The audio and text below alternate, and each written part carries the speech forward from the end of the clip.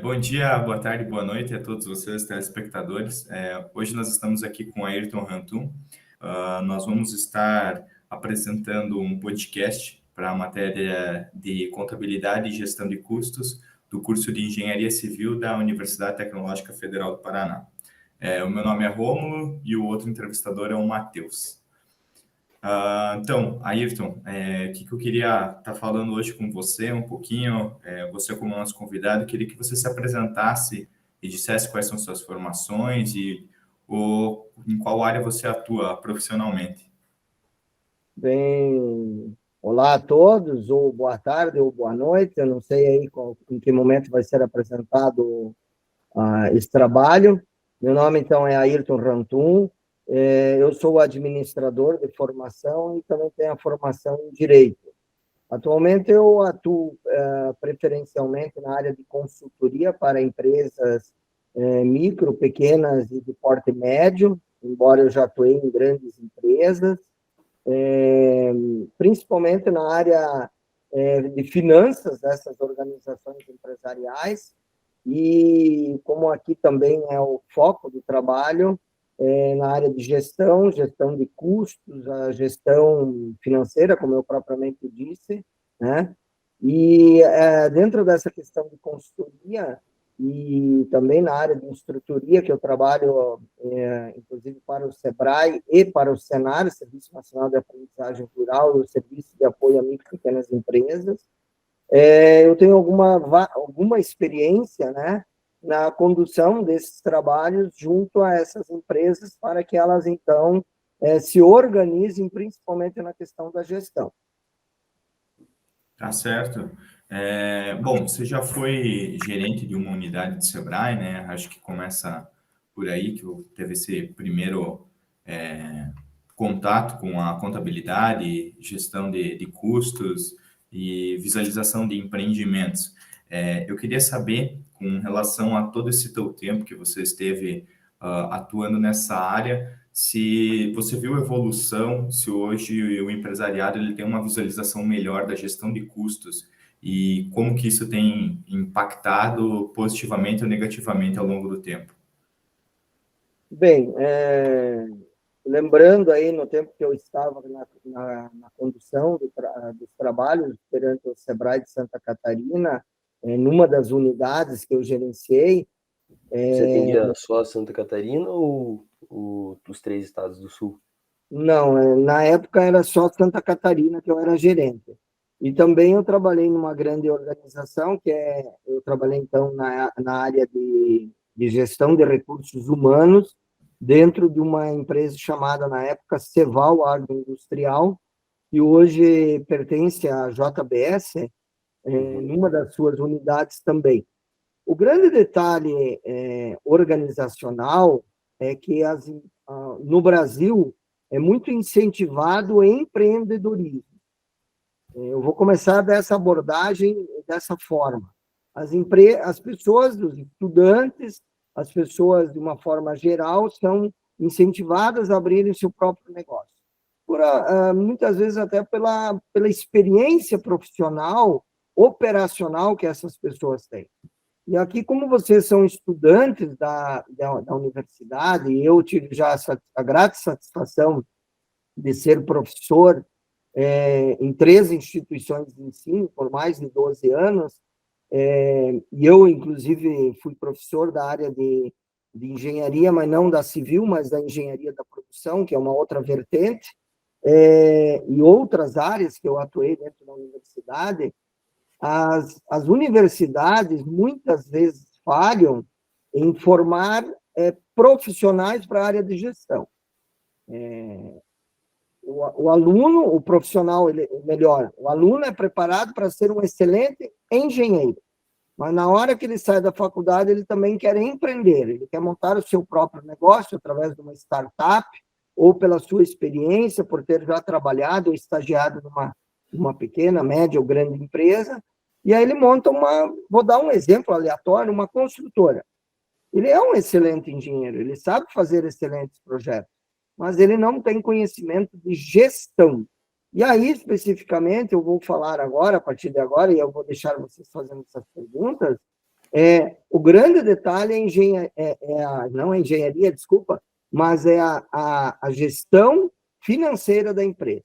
E aí a gente entra na gestão gestão de custos fixos, gestão de custos variáveis, o que é um DRE, que eu vou explicar para vocês, demonstrativo de resultado, o que é um lucro líquido, o que é um lucro bruto de uma organização, e muitas vezes esse profissional, um excelente profissional na área operacional, vamos assim falar, técnica, né? Técnica e operacional, ele falha na questão de gestão organizacional. E essa é uma grande falha da maioria das pequenas, médias e microempresas hoje no nosso país. E aí a pergunta que foi feita anteriormente pelo Rômulo, a maioria das empresas hoje que não são sucesso é porque elas falham na questão da gestão de custos, gestão financeira, tá? Porque existem já estudos hoje que em torno de 37%, então vamos tentar arredondar, 40% de uma empresa, o sucesso vem da excelente gestão organizacional. E aí, claro que sim, entra também a gestão financeira.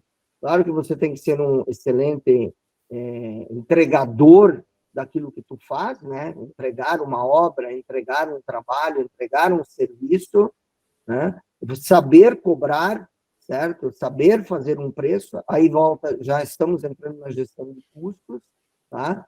Mas a maioria não sabe isso, não sabe precificar, não sabe fazer toda essa parte, eu vou usar esse termo, né, embora um termo técnico da administração, a engenharia financeira ou a engenharia de custos, que é um negócio extremamente complexo. E aí que está o grande sucesso de uma empresa. Se você souber administrar bem a sua organização, a parte técnica, você vai também deslanchar, tá? E aí eu venho já colocar essa questão aí para vocês, futuros profissionais da área de engenharia civil. Talvez você, num primeiro momento, não tenha grande domínio na área de gestão empresarial. E aí você vai ter que contratar excelentes profissionais para que te deem esse suporte. E aí, de novo, numa vertente empreendedora, talvez você seja um excelente técnico, engenheiro civil, mas eu quero montar um negócio, então faço uma sociedade com alguém que tem bom conhecimento de gestão empresarial, que é onde a grande maioria das empresas falha. Então, assim, pelo que você falou, hoje, quando a gente pega e vê isso no macro, hoje você atende várias empresas de vários ramos diferentes na parte desses projetos, onde é que eles contratam você como consultor. A gente pode colocar que você entra lá com uma tentativa de arrumar ou ajustar a casa, vamos colocar assim, desses empreendimentos? Esse é um grande desafio na função de consultor. O consultor, ele normalmente entra dentro de uma empresa, sim, para arrumar a organização, certo? Mas ele não pode se tornar um assessor permanente da empresa, porque daí daqui a pouco eu estou trabalhando full time nessa empresa, então é melhor eles me contratarem. Mas eu também não quero ser contratado, e a empresa não quer me contratar. O que é a função de um bom consultor? Tá? É ele ensinar pessoas da organização, para que quando o consultor esteja saindo da empresa, essa empresa ela tenha o domínio de todo esse conhecimento técnico para, então, continuar a fazer o trabalho. Essa é a função específica de um bom consultor. Tá? E então, aquele consultor que fica permanente, então ele está trabalhando direto na empresa, então ele vai assumir uma função gerencial, técnica lá dentro, então é melhor ele ser contratado. Nessa sua experiência como consultor, os anos vividos, você acha que a maioria das empresas, elas conseguem, depois que o consultor sai, elas conseguem se manter com uma organização legal, ou a maioria delas acaba tendo um futuro ruim, ou precisa recontratar algum outro consultor? Como que, de forma geral? Matheus, eu vou usar um paralelo. a Deming. Deming é um dos pais da qualidade no mundo. Logo após a Segunda Guerra Mundial, os Estados Unidos, porque bombardearam, né, todo mundo sabe da história, Hiroshima e Nagasaki, destruíram o Japão, que era inimigo deles, também inimigo na Tríplice, na Segunda Guerra Mundial. Os Estados Unidos foram para o Japão para organizar o Japão. E o Deming foi contratado como consultor para ensinar qualidade para os japoneses, né, os empresários japoneses, que eles tinham péssima qualidade. Não é o que a gente vê hoje. Imagina lá em 1945, 46. E o Deming, ele chegou para fazer uma palestra ou capacitar, fazer um curso, e os empresários, os donos das organizações, só mandaram técnicos, engenheiros, gerentes, funcionários de nível operacional.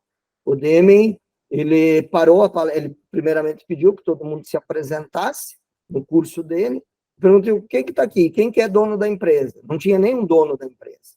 E aí ele falou assim: bem, vamos fazer o seguinte, eu vou cancelar o curso, a capacitação, e eu vou querer que daqui a tantos dias, sei lá, 2, 3, 5 dias depois, quem tem que estar aqui são os donos das empresas.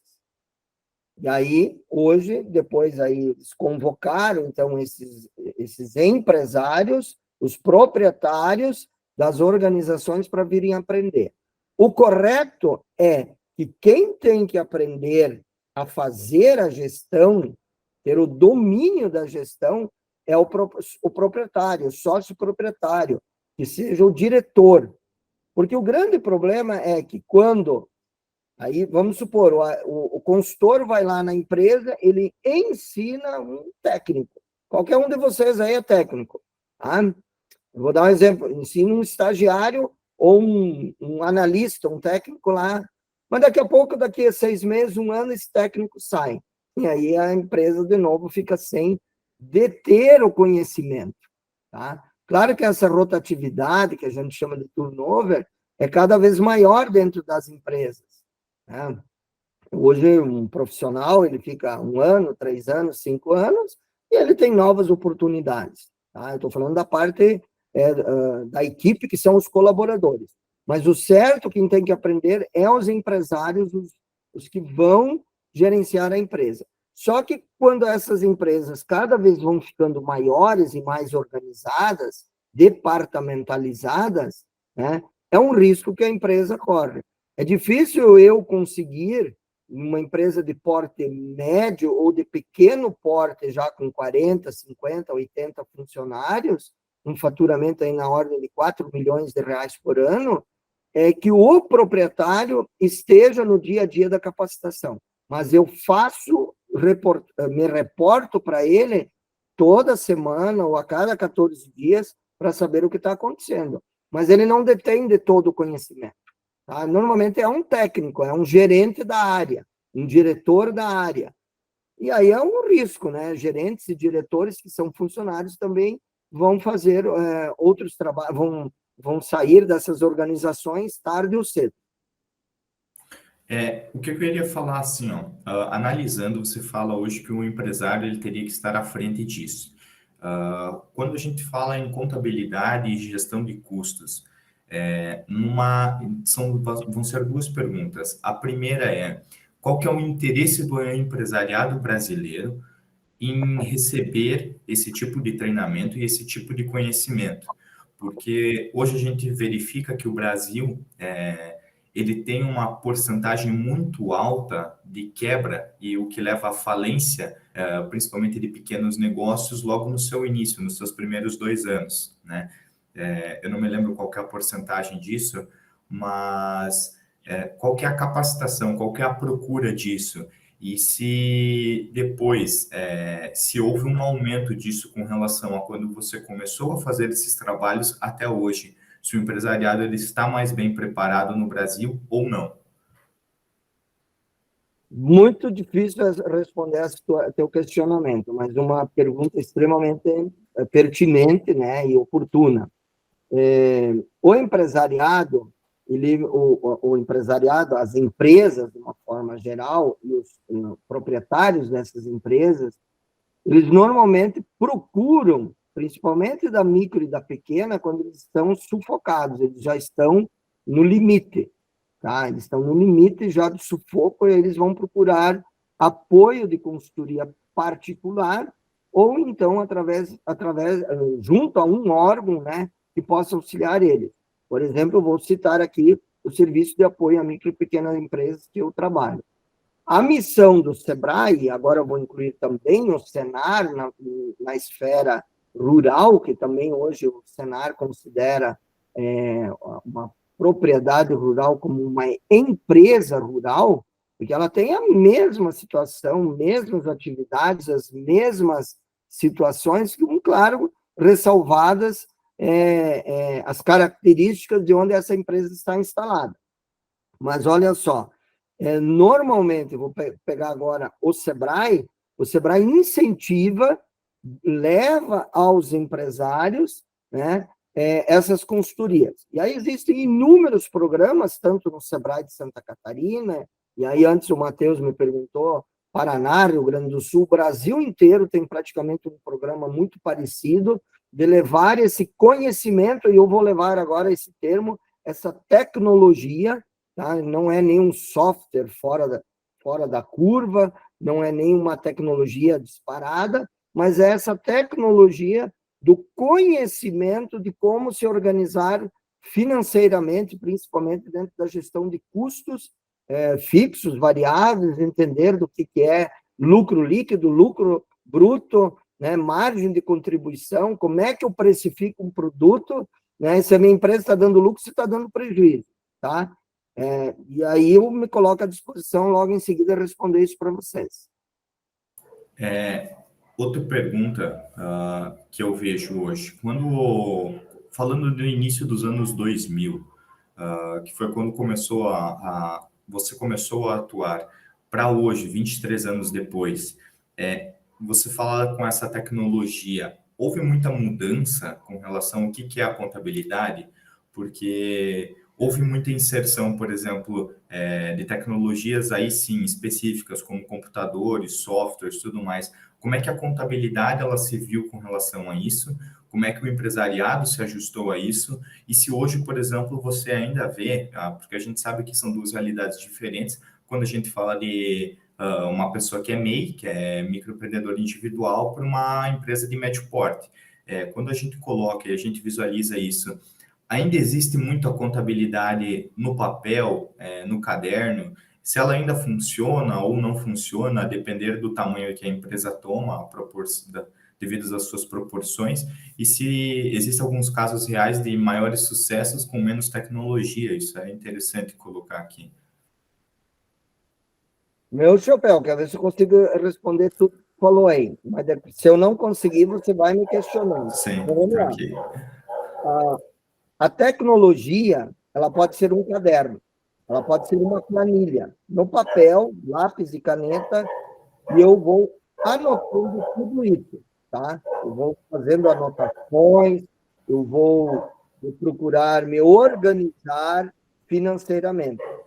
Claro que nos últimos 20 anos, nós tivemos um avanço da tecnologia, a tecnologia de softwares excelentes, extremamente baratos. Na década de 80, 90, antes dos anos 2000, quem detinha grandes tecnologias, quem detinha tecnologia de gerenciamento de dados, principalmente financeiros, eram programas, aí vou lembrar, Cisco, IBM, grandes corporações já tinham há muito tempo, que eram caríssimos, tá? Com o passar do tempo, hoje você baixa softwares, inclusive softwares básicos, gratuitos em plataforma como o SEBRAE, tá? Não são aqueles softwares de grande complexidade, mas para aquele empresário iniciante, tá? Que está iniciando, ele tem condições de começar a se organizar, tá? Não há dúvida disso. Eu tenho que só ligar aqui que não vai acabar a bateria do celular. Então, olha só. Hello? Oi, pode continuar falando sem problema nenhum. Houve só uma queda da Da tua imagem. imagem aqui. Já voltou. Já voltou? Não, Tá, aí, voltou. agora Agora voltou. voltou. Depois vocês editam. Bem, então, hoje os softwares, eles estão muito mais facilmente disponibilizados. Mas não adianta eu ter um software se eu não alimento os dados. Quem que alimenta os dados disso? Ou um técnico que entende dos dados que são informados para ele, um contador, tá? Eu já vou falar a questão dos contadores, a professora vai estar me ouvindo aqui, tá? Depois, tá? Ou então o próprio empresário, se ele for uma microempresa, se for uma pequena empresa, que ele mesmo tem que alimentar. O problema é que aquilo que eu falei antes, o empresário da pequena empresa, ele está muito preocupado em produzir, comprar, produzir e vender, entregar o serviço ou entregar o produto. E aí ele esquece da gestão. E aí, quando ele esquece da gestão, ele vai dando uma série de desculpas. Por exemplo, eu não tenho tempo para ficar na frente de planilha, eu não tenho tempo para anotar. Tá? E aí começa a entrar em informalidade. Ele começa a misturar conta da empresa, tá, com a vida particular dele. Então, ele vai lá, pô, eu hoje preciso tirar R$1.000 para pagar um boleto da escola do meu filho. Ele vai lá, pega no caixa R$1.000. Esses R$1.000, só para vocês terem ideia, ele teoricamente, na prática, ele deveria ser contabilizado como um prolabore. Prolabore é o salário, não é um salário, é a remuneração que o dono da empresa tem que tirar. Tá? Ele pode tirar de várias formas. Uma, todo final do mês, ele vai lá e tira, por exemplo, R$5.000. É a remuneração dele chamada prolabore. Comparando, tá? Fiscalmente, isso aí, para vocês entenderem, na área fiscal e tributária, tem tributos de forma diferente a serem lançados. Não dá para agora a gente explicar detalhadamente. Um empregado, ele todo mês recebe salário, tá? Mais todos os encargos. Isso, para vocês entenderem, tanto o prolabore do empresário como os encargos do funcionário e o salário de todos os colaboradores, isso é custo fixo. O que é um custo fixo? Custo fixo é água, luz, telefone, tá? Prestação que eu tenho lá, um financiamento de um carro, financiamento de uma máquina, tá? Eu estou fazendo de maneira muito simplificada aqui, até para a colega a professora aí estar entendendo, não entrar muito no detalhamento, mas muitas vezes eu até posso pegar e fracionar dentro do setor produtivo da empresa, jogar financiamento, se quiser, como custo variável. Daí é um pouco mais complexo já essa contabilidade. Tem um cão aí latindo aí, não sei, Opa, o microfone aberto aí, tá difícil. Então, o que acontece? O contador, tá? Ele tem que receber todas essas informações. O contador, o responsável por toda a área tributária fiscal, né, ele tem que processar esses dados. Processar dados, você tem que ter dados, né? E aí eu tenho que fazer o lançamento no lugar certo. Para eu ter dados, teoricamente, e esse é o lado correto que eu estou ensinando, a empresa ela tem que ter todos os documentos fiscais, porque senão para o fisco também não tem validade. O que é fisco? Receita Federal, Receita Estadual, a área de tributação de uma prefeitura municipal. Eu só posso lançar uma despesa ou uma receita dentro de uma empresa, aquilo que for legalmente, através de um documento fiscal, ele ter essa comprovação. Eu não posso, por exemplo, dizer, eu vou lá, abasteço o meu carro particular, não está no nome da empresa, é o meu nome, o carro particular, e eu vou colocar lá R$200 de gasolina, e eu nem nota pego. E aí eu digo, lança aí que eu fiz uma despesa de R$200. Não tem documento. A contabilidade é a parte tributária, fiscal da empresa, que seria setor financeiro, não consegue processar isso. Aí eu vou vender, por exemplo, eu vou pegar aqui um exemplo, uma caneta, aí eu produzi essa caneta, mas eu não vou emitir nota. Como é que eu vou lançar isso na área financeira da empresa, né? Eu estou falando a parte contábil legal, certo? Depois eu vou falar uma questão gerencial. E aí eu não emiti nota, eu vendi essa caneta para o senhor Matheus.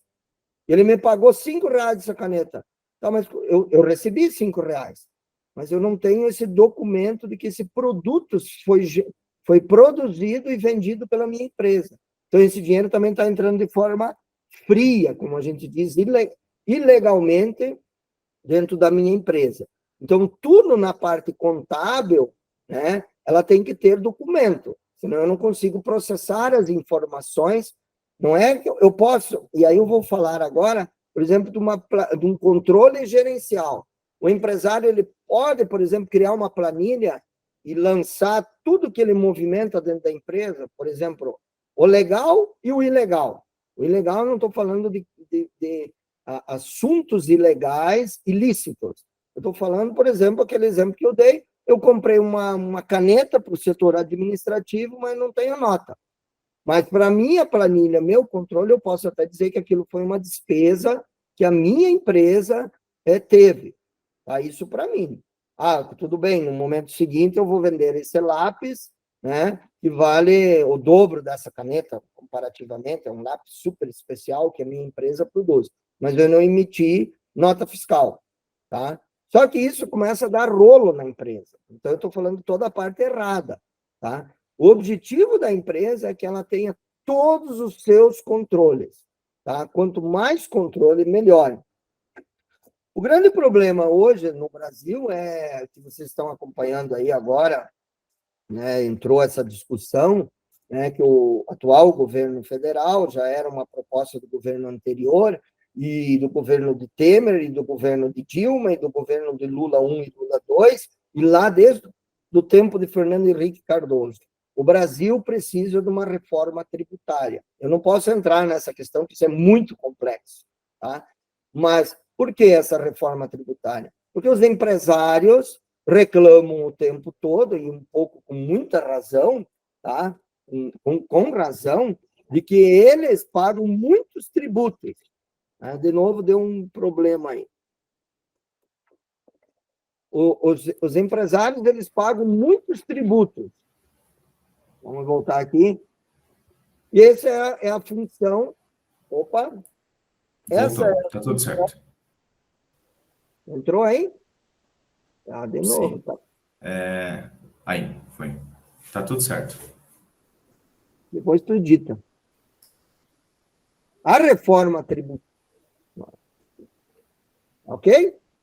Isso, bem, o objetivo da reforma tributária é também melhorar a vida dos empresários e dos cidadãos, não somente dos empresários, né? Diminuir a carga tributária, que é muito grande.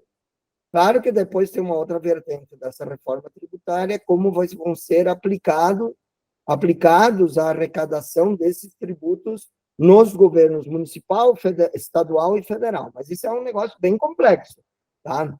Mas é para vocês entenderem e que como essa coisa é muito difícil.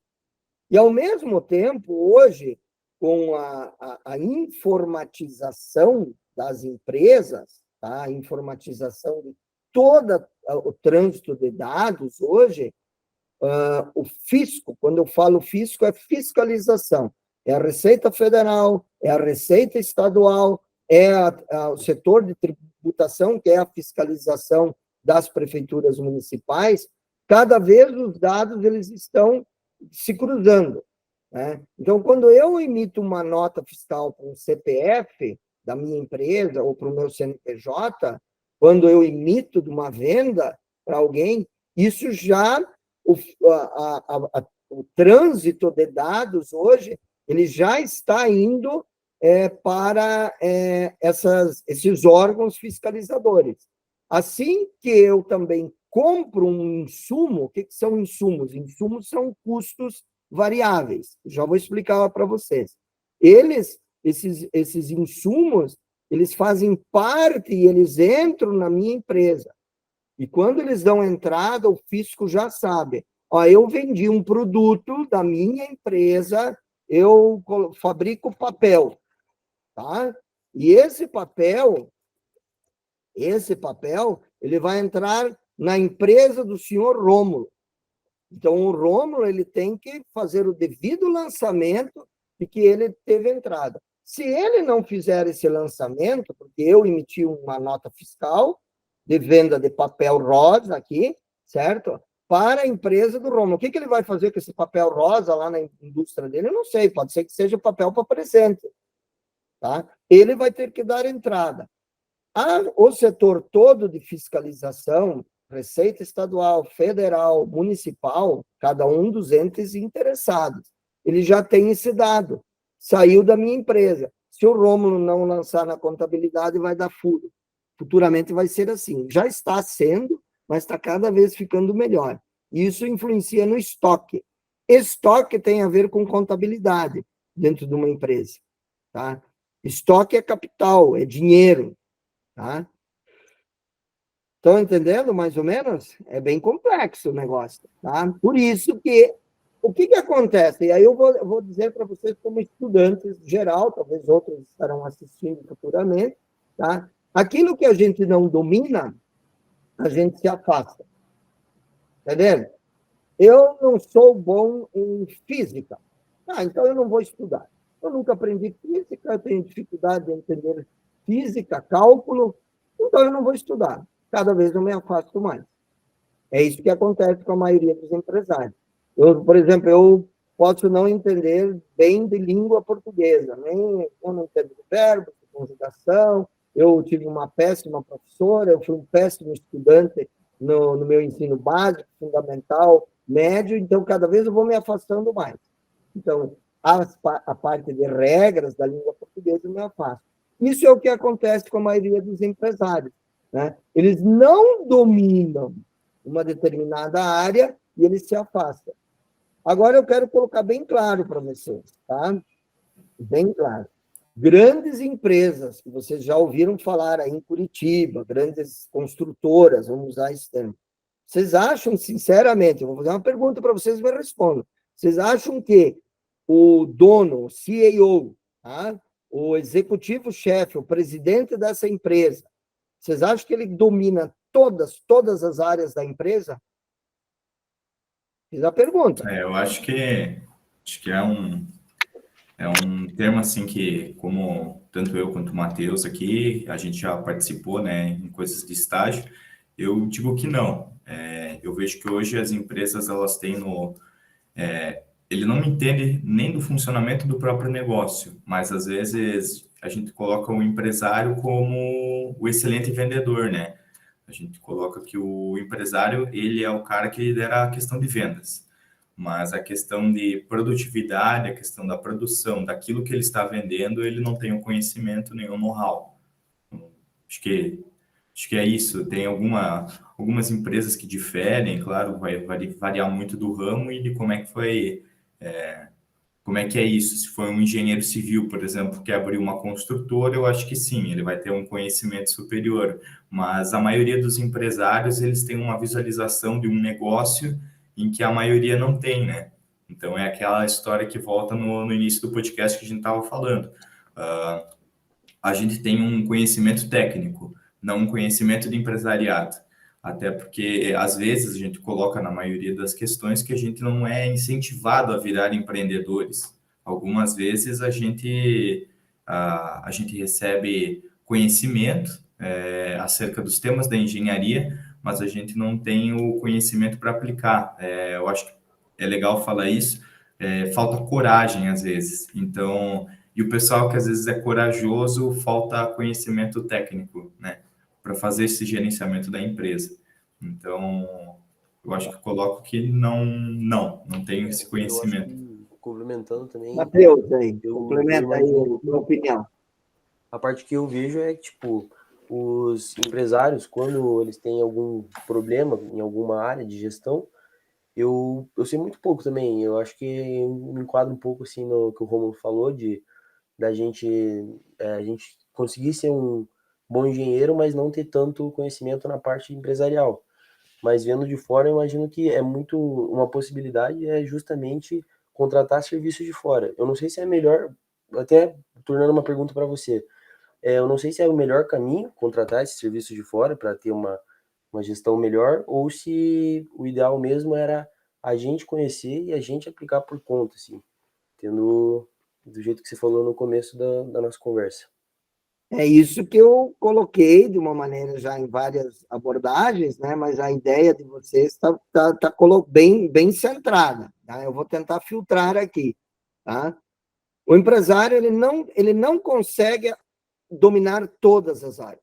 Então, por exemplo, eu sou um excelente, eu montei uma construtora, eu sou um empreendedor e eu tenho muito dinheiro acumulado, mas eu não entendo fortemente da área de construção civil. Então, eu vou contratar aí os 2 engenheiros, Rômulo e Matheus, que vão me fazer os primeiros projetos. Por exemplo, eu posso ser dono de terreno, pode ser que o meu sócio seja dono de terreno, eu tenho dinheiro, tá? Uma boa parte do dinheiro para capital de giro é para iniciar uma construção, né? Um primeiro, um segundo empreendimento, certo? Mas ou eu contrato excelentes profissionais na área de finanças, recursos humanos, né? Os melhores engenheiros, os melhores caras que vão trabalhar na parte da construção civil, eu vou contratar alguém na área de projetos. Então, eu vou criar uma equipe, tá? Claro que quando a gente tem uma pequena empresa, imagina vocês um dia vão criar uma startup ou vão fazer uma sociedade da primeira empresa, tá? De engenharia, de construção civil, dentro da área de engenharia civil, tá? E aí vocês talvez não dominem todas as áreas, mas ao mesmo tempo custa muito caro contratar um gerente da área financeira. Talvez custe aí 10, 15, 20, 30 mil, não sei quanto custa um bom profissional desses aí em Curitiba. É muito caro. Aí o Matheus vai ser o responsável por isso. Aí ou ele vai fazer curso, ele vai ter que se capacitar, ou ele vai buscar por conta própria, ou ele vai contratar um consultor que vai ensinar ele, né? Então, essas são as diversas formas, tá? É impossível vocês imaginar que um dos maiores empresários, tá? E que está dominando aí o mundo aí com suas loucas tecnologias e que está dando muito certo, tá? Que ele domine todas as áreas. Ele mesmo já falou isso num podcast, numa entrevista, que ele procura contratar os melhores profissionais que vão trabalhar para ele. É o Elon Musk, como exemplo, né? Esse poderia ser também o Bill Gates, agora me falhou o nome aí, me ajude aí, o cara da Apple. Mark Zuckerberg. Mark Zuckerberg, que é do Facebook. Cara, claro que ele é um empreendedor, ele começa a ter uma visão estratégica. O bom empresário tem que ter visão estratégica. Mas eu gostaria de voltar aqui, até para depois não ter crítica aí com a professora de vocês, sobre gestão de custos, finanças, como é que isso funciona? Vamos retornar aí para ter uma visão disso aí? Sim, acho que uma última pergunta, na verdade, acho que para finalizar esse podcast então, hoje a gente coloca o mercado brasileiro como no início do empresariado, o início do empreendimento, como uma fase de muita dificuldade. Dá para falar isso? Por falta de conhecimento. Eu acho que não. O Brasil hoje, ele já tem excelentes técnicos, excelentes profissionais no mercado, tá? Só o que eu tenho que tomar cuidado, o empreendedor, o empresariado, ele selecionar bem esses profissionais, né? Por exemplo, se eu vou ter aí um contador, eu preciso de um contador na minha empresa. Esse contador ele pode ser próprio da empresa, quando ela tem uma estrutura para isso já, uma média grande empresa, né? Às vezes até uma pequena, ela tem uma estrutura própria da área financeira. E muitas vezes, dentro dessa área financeira, que é a área financeira? Contas a pagar, contas a receber. O que é contas a pagar? Vem do compras. Eu compro, eu tenho que pagar. Tá? Eu tenho que ter um bom cara que entende de finanças. Eu posso ter um cara excelente de comprador, mas aí depois vai o documento lá, ó, daqui a 10 dias tem que pagar o pedido lá que já foi entregue ou que está a caminho. Tá? Aí o cara do financeiro vai dizer, será que tem dinheiro para pagar? Eu tenho que entender de finanças. Para isso, vai ter que ter um bom contador dentro da empresa. Ou eu tenho esse contador dentro da empresa contratado, ou eu tenho uma contabilidade terceirizada. Por exemplo, nós temos inúmeros escritórios de contabilidade em todo e qualquer lugar aí, e são excelentes profissionais. Um profissional atende 3, 5, 10, 15, 20, 30 empresas. Muitas vezes, esse escritório de contabilidade, ele vai gerenciar uma série de pequenas áreas, claro, tudo depende do tamanho da empresa, né? Vamos supor, eu consigo trabalhar no meu escritório de contabilidade gerenciando 10 pequenas empresas, mas para isso eu vou precisar de uma área de fazer, talvez eu tenha que fazer no escritório de contabilidade, toda a parte fiscal e tributária. Então, eu preciso de uma ou duas pessoas, dependendo do número de empresas que eu tenho lá. Eu vou precisar de alguém que faça folha de pagamento para essas 10, 15 empresas que eu tenho como clientes. Então, eu vou ter que criar uma estrutura para isso. Mas vamos voltar. O que uma área financeira tem que fazer? Que eu estava falando ali. Ela tem que... Se um setor da empresa compra, o setor financeiro vai ter que pagar, né? Um outro setor da empresa, ele vende, que é o setor comercial. Ele vai receber informações, de novo, o setor financeiro, que vai ter que ter o controle de pagamento, por exemplo, dos boletos bancários, dos cheques, dessa entrada de dinheiro que entrou na empresa. Então, ele vai ter que ter esse controle. Controlar bancos, aplicações financeiras, sei lá, se a empresa tem aplicação em bolsa, em caderneta de poupança, em CDB, RDB, outras aplicações. Uma coisa que eu acho que pode, só uma coisa assim, que eu acho que para complementar e não abranger muito, mas e deixar esse setor mais fechado, na parte de contabilidade e gestão, de uma visão total, assim. Hoje, quantas empresas em média você atende por ano? Você tem isso... Em média de 30, 40 empresas por ano. Por ano? Por ano, Dessas mas 30 e 40... eu não atendo elas full time. Eu vou lá, Sim. preparo, vou num dia, fico lá 4 horas, 8 horas, daqui a 2 semanas eu volto de novo. É todo um programa, isso como consultor, tá? Nessas suas 40 empresas ao ano que você atende, a proporcionalidade delas, hoje, quantos por cento estão com uma saúde financeira legal? A gente coloca. Em torno de 35% a 40%. O resto 35, 40. tá nadando assim, com dificuldade.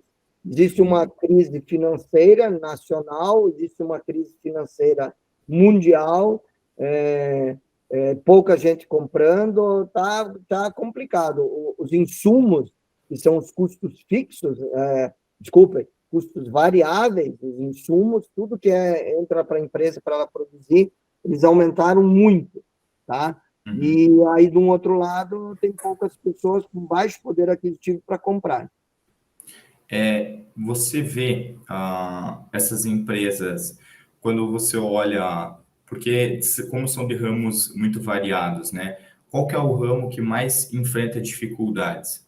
É o varejo? É o serviço? Porque a gente vê que, por exemplo, assim, quando a pessoa é MEI, a gente coloca hoje, por exemplo, encanadores, pedreiros, essa parte de empresariado, ela não, em muitos casos, não emite nota fiscal e às vezes ela não emite nota fiscal até mesmo por não ter conhecimento, né? Então, ela acaba ficando meio que na ilegalidade. Quais são os setores que mais enfrentam dificuldade seja por questões fiscais ou seja por questões jurídicas também, que isso enfrenta e impacta financeiramente das empresas? Olha, o maior setor hoje que está enfrentando é o setor de varejo, tá? O comércio, de uma certa maneira, está sofrendo muito impacto.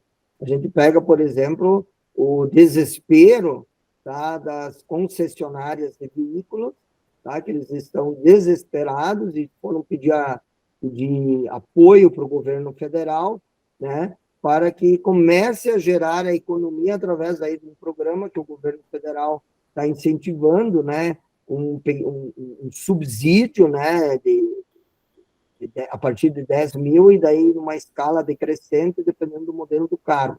Porque esse setor está parado, as pessoas não têm dinheiro para comprar. Ou aquela velha história, a crise tá aparente, então eu não gasto, eu não compro, e aí tem que ter um incentivo para iniciar isso. O setor da construção civil, né? Hoje, devido às políticas dos últimos 4 anos, né, deu uma parada na questão de casas populares, né, que, quer queira, quer não, ele movimenta um grande setor da economia, inclusive na mão de obra.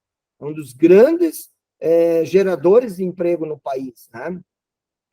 Existe um setor da construção civil extremamente forte, que é o setor de classe média e classe alta.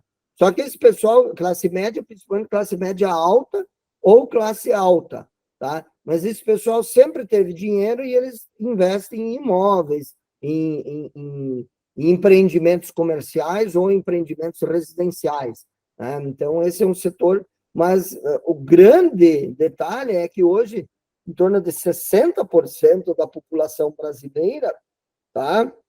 Inclusive, ontem eu dei uma aula na pós-graduação sobre economia, em torno de 60% da população brasileira, ela ganha menos do que R$ 3.600 por mês, por família, não individualmente, tá? Então, você imagina, dentro da pirâmide, o quão difícil é isso, você ter dinheiro para fazer investimento, comprar, viajar.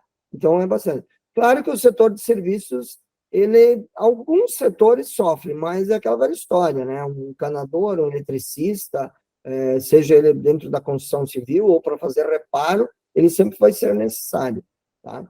Mas sobre o MEI que tu comentou, Rômulo, o microempreendedor individual, sim, ele trabalha muito na informalidade, ele não emite nota fiscal, isso é um grande problema ainda para o país, tá? Dentro da reforma tributária, não sei como isso vai ser tratado, existem propostas, né? Algumas muito boas, outras não está claro ainda, né? Então, a gente tem essa preocupação, que ele vai ter que resolver esse problema. Eu só queria depois falar sobre custo fixo e custo variável, aí, para vocês entenderem um pouquinho também.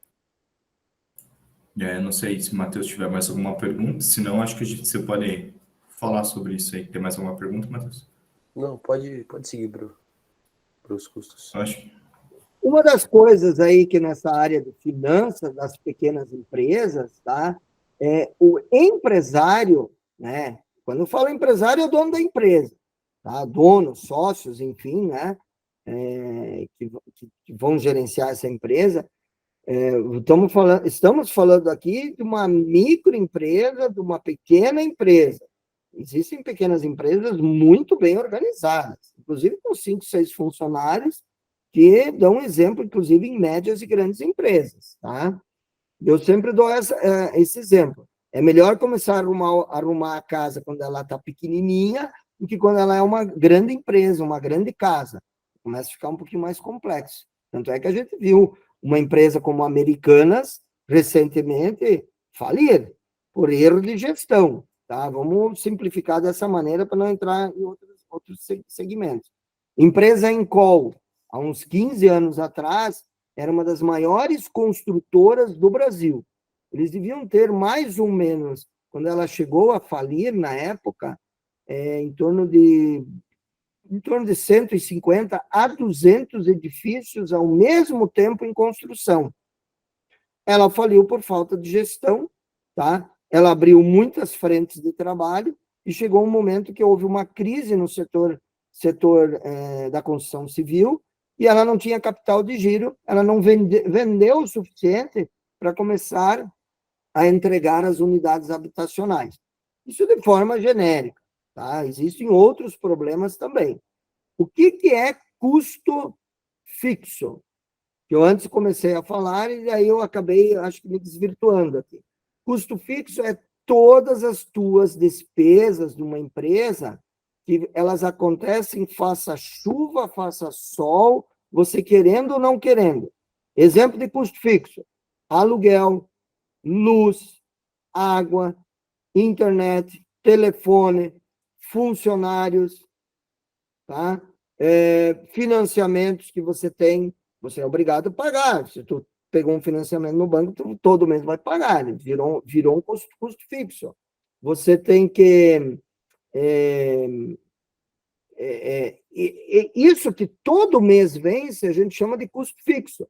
Quer dizer, se eu não trabalhar, se eu não vender o meu produto, seja ele um apartamento ou seja uma caneta, tá? Eu não tenho como pagar esses custos que todo mês vão aparecer. Um outro item que eu estava tentando lembrar. O que é custo fixo? Impostos. Impostos dos meus empregados. Eu comprei produtos, vários insumos, cimento, cal, areia, ferro, tijolo, enfim, tudo isso gerou imposto. O imposto, todo mês, ele vence. Isso é custo fixo. Existe um outro negócio chamado custo variável. O que é o custo variável? Vou dar o exemplo do prédio em construção. O prédio em construção, eu vou fazer um nível, só um andar. Ok, certo? Eu comprei lá um terreno por 1 milhão. Eu só vou fazer um andar, tá? Com 2 apartamentos. Então, só o custo fixo, o custo de comprar aquele custo fixo, não, custo variável, de ter comprado um terreno de 1 milhão, eu vou ter que dividir por 2 apartamentos do primeiro nível. Então, só para você ter ideia, o custo variável desse prédio, só pegando esse exemplo do terreno, vale R$500 mil cada terreno, cada apartamento só em terreno. Agora eu vou dividir esse apartamento, esse prédio, eu vou fazer mais um andar. Então, eu vou já dividir esse valor do terreno de 1 milhão dividido por 4. Então, eu estou diminuindo o meu custo variável. Tá? O que tem mais? Só que tem um detalhe. A cada andar, a cada unidade habitacional que eu vou aumentar nesse meu empreendimento de construção civil, eu tenho outros custos. Vai acrescentar. Eu vou ter mais empregado, eu vou ter que ter mais gente lá trabalhando na obra, eu vou ter que comprar mais cimento, eu vou ter que comprar mais ferro, todos os insumos que vão para essa construção civil. Tá? Então, isso tudo tem que calcular. Os custos fixos mais os custos variáveis, tá? Eles vão me dar o custo da obra. O custo da obra. O custo da obra é o que eu vou gastar de dinheiro. O que tem um outro lado? Um outro lado chama-se receita. Eu terminei o prédio, por exemplo, vou pegar um prédio acabado, e eu tenho 4 apartamentos para vender. Essa receita, certo? Vamos supor que cada apartamento eu vou vender por 1 milhão. Tá? Cada apartamento eu vou vender por 1 milhão. Só que cada apartamento, para construir com custo fixo mais o custo variável, ele me custou 750 mil. Então, cada apartamento tem um lucro líquido de 250 mil reais. Tá? Então, o lucro bruto é uma coisa, tá? A receita bruta é uma coisa. Eu vendi cada apartamento por 1 milhão. Se eu tenho 4 apartamentos, eu ganhei 4 milhões. Agora, se eu tenho 750 mil de despesa para cada apartamento, são 1 milhão e meio, são 3 milhões. Então, se 4 apartamentos eu vendi por 4 milhões, menos 3, me sobrou 1 milhão. Esse 1 milhão é a receita líquida. Tá? O grande detalhe é que muitas vezes o empresário ele não sabe, ele não planilha, seja essa planilha física, um papel, um caderno ou um software, que é o melhor. O software ele já te ajuda em uma série de outras análises, tá? Para saber onde é que está indo a despesa. Porque parece muito fácil, né? Eu vendi eu construí uma casa e essa casa eu vendi por 1 milhão. Tá, eu ganhei dinheiro? Sim, eu ganhei 1 milhão. Mas e quanto que tu ganhou de lucro líquido? Ah, eu não sei, porque eu não tenho anotado as minhas despesas.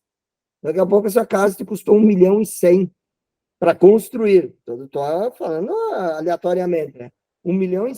Bem, nesse caso, eu estou indo à falência, né? A minha empresa está vendendo mais barato o imóvel do que eu gastei para construir, porque o custo fixo mais o custo variável custou muito caro, tá? Então, é isso que o empresário ele tem que dimensionar na sua área fiscal, tá?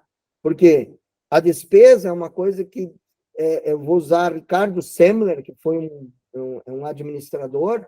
A família de Ricardo Semler tinha eles construíam navios no Rio de Janeiro e a empresa era gigantesca, tinha mais de 6 mil funcionários e a empresa foi à falência por falta de gestão, tá? E ele escreveu um livro que eu não estou agora lembrando, tá? Porque eu li esse livro, mas nesse momento não lembro o nome. E ele dizia que custo é que nem unha, tá? É que nem unha. Tu corta a unha, daqui a pouco ela cresce de novo. E aí tu tem que cortar de novo. Vou pegar um exemplo. Impostos no Brasil, todo ano, imposto e taxa aumenta a todo momento. Tá? A gente tem aumento de IPTU, a gente tem aumento de luz, água, telefone, essas taxas. E se eu não planilho isso, se eu não faço esse lançamento correto na minha gestão administrativa e financeira, eu posso quebrar uma empresa em pouco espaço de tempo. Tá? Juros é custo fixo. Tá?